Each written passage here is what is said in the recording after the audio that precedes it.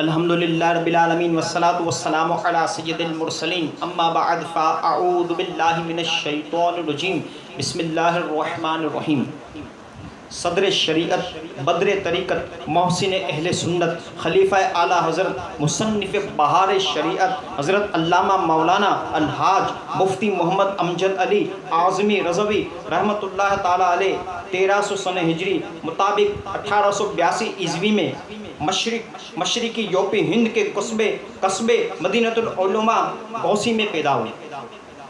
صدر الشریعہ رحمۃ اللہ تعالیٰ علیہ کی پیشانی کشادہ آپ کا حلیہ مبارک میں عرض کیے دیتا ہوں۔ صدر الشریعہ رحمۃ اللہ تعالیٰ علیہ کی پیشانی مبارک کشادہ، پیشانی کشادہ، رنگ گندمی، گھنی ڈالی، بدن صحت مند اور قد درمیانہ تھا۔ ایک مرتبہ رمضان المبارک کے مہینے میں ایسا وبائی بخار پھیلا جس میں شدید پیاس لگتی تھی۔ صدر الشریعہ بھی ایک ہفتے تک اس بخار میں رہے مگر آپ کا ایک بھی روزہ نہ چھوٹا۔ سبحان اللہ، قربان جائیے صدر الشریعہ رحمۃ اللہ تعالیٰ علیہ پر۔ ایک مرتبہ آپ رحمۃ اللہ تعالیٰ علیہ کو شدید بخار تھا جس کی وجہ سے آپ پر بار بار بے ہوشی طاری ہو رہی تھی۔ جب ذرا ہوش آیا تو آپ نے حافظ ملت حضرت علامہ عبدالعزیز مبارک پوری رحمۃ اللہ تعالیٰ علیہ سے وقت دریافت فرمایا تو انہوں نے ظہر کا وقت ختم ہو جانے کی اطلاع دی، جس پر صدر الشریعہ کی آنکھوں سے آنسو جاری ہو گئے۔ فرمانے لگے، آہ میری نماز قضا ہو گئی۔ حافظ ملت رحمۃ اللہ تعالیٰ علیہ نے عرض کیا، حضور شریعت کی روح سے غشی کی حالت میں نماز قضا نہیں ہوتی۔ فرمایا، غم اس کا ہے کہ ایک بار حاضری سے محروم رہ گیا۔ اللہ اکبر۔ صدر الشریعہ فرماتے ہیں، میں حج و زیارت کے لیے شب و روز بیتاب رہتا۔ جب حج کے لیے قافلہ نکلتا تو میں دل محسوس کر رہ جاتا، میرے پاس اتنا سرمایہ جمع نہیں ہوتا کہ میں حج و زیارت کر سکوں، مگر کچھ نہ کچھ اس کے لیے پس انداز جمع کرتا رہتا۔ ابھی پوری رقم جمع نہ ہو پائی تھی کہ بیتابی برداشت کی منزلوں سے آگے بڑھ گئی۔ اس زمانے میں حج کے سفر میں کم از کم 3 مہینے ضرور صرف ہوتے تھے، عموماً 4 مہینے لگ جاتے تھے۔ 4 ماہ کے لیے بچوں کے نان و نفقہ کے واسطے گھر قطان چھوڑنا، پھر حج کے اخراجات کے لیے رقم ہونا بڑا مشکل نظر آ رہا تھا۔ لیکن بیتابی بہت زیادہ بڑھ گئی تو میں نے کچھ قرض لیا اور حج کے لیے گیا۔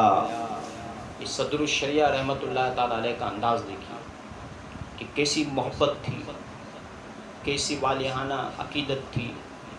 مدینۃ المنورہ کی سرزمین سے، حرمین طیبین کی سرزمین سے، سبحان اللہ، قربان جائیے۔ صدر الشریعہ دونوں ہاتھ باندھ کر، آنکھیں بند کر کے نہایت توجہ کے ساتھ نعت شریف سنا کرتے اور اس دوران آپ کی آنکھوں سے اشک جاری ہو جاتے۔ یہ عشق رسول صلی اللہ تعالیٰ وسلم دیکھیے۔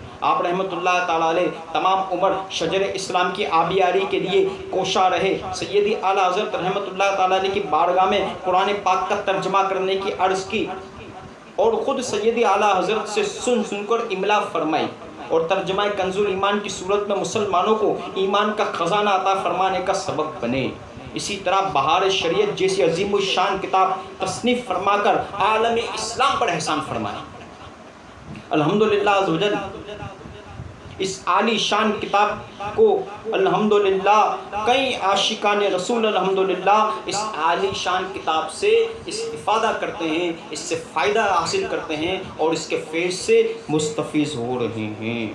الحمدللہ اپنے استاد محترم حضرت علامہ وسیع احمد محدث سورتی رحمۃ اللہ تعالیٰ علیہ کے مشورے پر اعلیٰ حضرت امام احمد رضا خان قادری رحمۃ اللہ تعالیٰ علیہ سے مرید ہوئے اور بارگاہ رضویت سے چاروں سلاسل کی اجازت سے نوازے گئے۔